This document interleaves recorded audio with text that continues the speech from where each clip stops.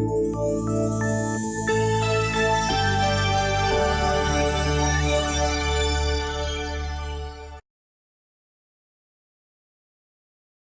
when you think about adaptive and personalized learning, I think it's inevitable that we as an educational community need to figure out ways of driving more personalized learning and personalized growth experiences.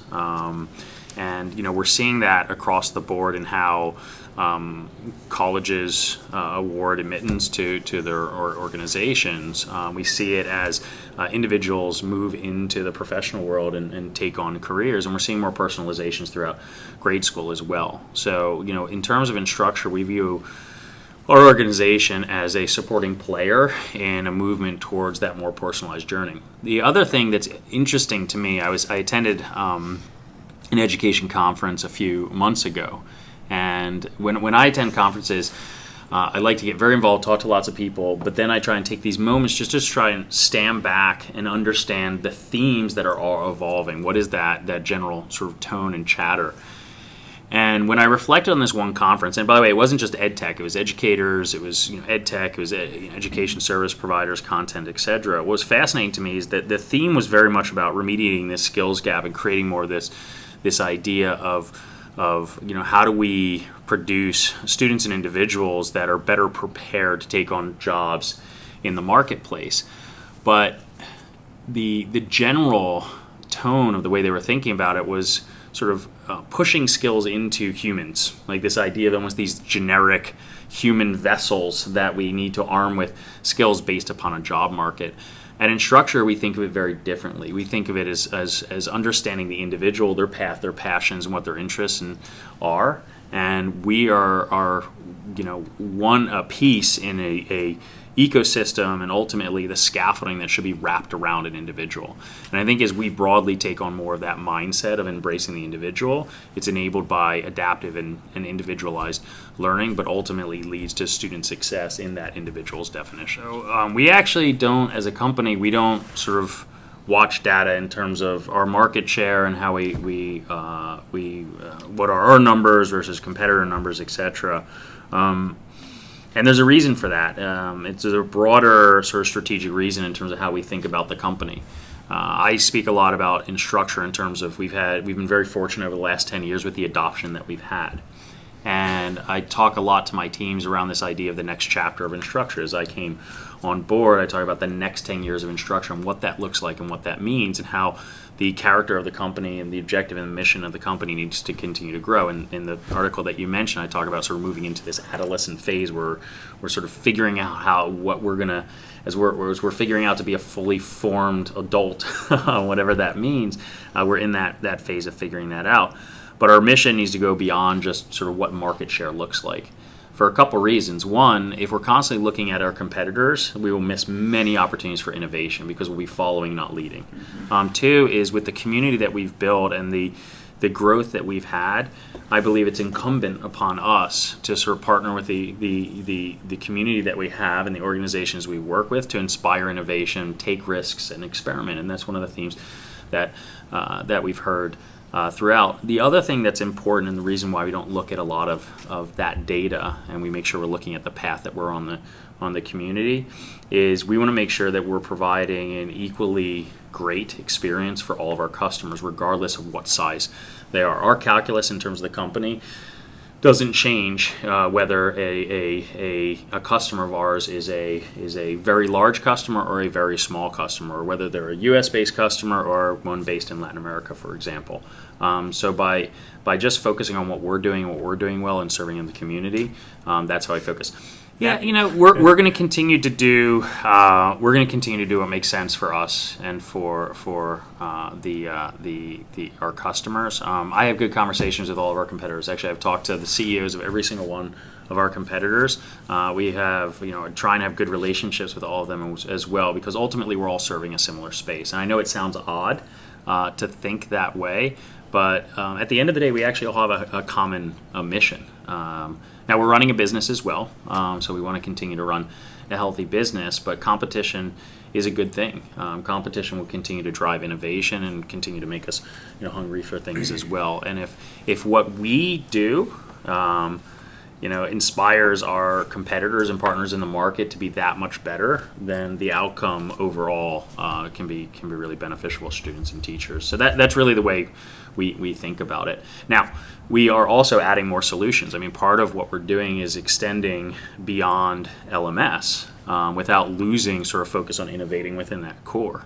But as we extend to student success and we extend into data and information, providing more insights into education, we believe that Instructure is in a great position to have an impact. So that includes other solutions like Mastery Connect, where we want to really introduce more integrative and innovative assessments. The way I talk about it is where we can understand competency in the flow of teaching and at the point of learning, and interject at the point of learning. It's things like DIG that you mentioned. And actually, DIG is a code name for a project that we have going on for some time. And we get a lot of questions around data at this conference. I've had a lot of questions around, well, are you selling our data? How are you using our data? What's going on? And I want to be really clear on this. We decided to talk about DIG and introduce DIG about 6 or so months ago. The best part of it is creating a conversation. It's creating a conversation that I think is very necessary. We see data and data usage at an industry level happening across many industries right now. And one of the challenges, I believe, is that industries are not bringing those conversations into the open and in a collaborative way. So, that was a very distinct decision of ours to say, hey, we have this initiative called DIG. We believe there's a lot of potential to use data and information at industry level to benefit education. We're going to bring it into the open and have this conversation collaboratively with everyone. We're working with many institutions right now around data tenants. We'll be putting out a blog posting that talks about the data tenants and how we think about the fact that data is owned by the student and by the institution. It should always stay that way. We should be doing this in partnership. But instead of sort of companies lurking around in the shadows and using data behind the scenes, it's important for us to create that conversation. The second component around data that is very important is the fact that we are not forcing ourselves to a timeline or a conclusion point. So when you listen to how we talk about DIG, we have no expectation of when we're launching products or when we're releasing things. It is absolutely not constrained with a timeline because we don't want to make mistakes. We want to do this well with everybody, and as we sort of bring things to market, we want to make sure that they're impactful, but they have high integrity as well. There's absolutely a commitment to us doing the best we can to sort of embrace and to understand the needs along many different dimensions. Diversity is one of them. And one of the challenges, frankly, that we have is we have, as I mentioned the other day, we have over 450,000 people in our Canvas community. All of those 450,000 people are very passionate about what we're doing, and they all have great ideas and voice that comes in. But one of the things that we do first and foremost is we don't make decisions on what to do in our product based upon who's paying the most money. That actually is the first fundamental thing to start with. We want to be very thoughtful, find the best mechanisms to take in information and take in input. So when our Canvas community was 50,000 people, even though it was still large, it was much easier to take in input, to vote in features and functions and things like that. And so we need to keep reinventing how we take in input, how we process that input, how we prioritize things and understand the impact. Sometimes the things we'll do have sort of broad impact and broad applicability. Sometimes they will have very targeted impact and applicability as well. So there's a few things that we do in mind. One is keep reinventing how we take input from everywhere we can. Two is make it very easy and frictionless for anyone, regardless of sort of where they are and what circumstances, provide input into the organization. I also talked about so those real world experiences and getting on the road. For me personally, I'm on the road quite a bit. I've been all over the world, all over the country in the last year, and that helps to stay very, very grounded. So these are the things that influence how we make those decisions. You also want to touch on the idea that Canvas wasn't built with a specific pedagogy in mind, Yeah. but it actually is an open ecosystem that allows. So there's the last two things. So one, it is built to be flexible and open. And if you actually go and visit a lot of the schools and institutions that use Canvas today, you'll see it doesn't. I know it sounds weird. It doesn't. It's not identical. It's not cookie cut. There's such variety in how Canvas is used today, and we're happy that Canvas as a platform is flexible, and that's both in terms of how Canvas can be used, the flexibility in configuring Canvas or customizing Canvas, as well as the partner network. One thing you may not know is there are over 250 software applications that have been built within and on top of Canvas by our customers. So having the ability to do that, make sure that we are not the only channel for innovation in Canvas, but we brought in that to our partners and our customers as well. So that's a big facet of what we do. The open source community is important. I mean, we continue to maintain that commitment towards open source. And open source can take a lot of work as well. So we have a very thriving open source community. We support that community very well. But the other thing across open source and across the products in general that's very important is we'll never be done. Data has been a big topic. A lot of institutions have asked me and said, hey, we want more from Canvas data. We want more data. We want it faster. We want it more comprehensive. We want to package it up this way.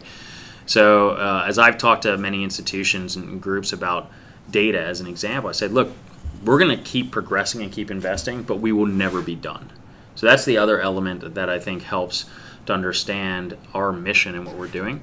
I talked a little bit about our investment. We're investing more in hiring more developers this year than we ever have in the history of the company. We're doing that for a reason. I've worked in many different technology companies in the past, and that have grown over time. And especially in the world of software as a service, we need to recognize that what was innovative 3 or 4 years ago is table stakes today. And there are many industries where you see this sort of 10 to 15 year cycles of technology players that rise to popularity and adoption, and then they trail off.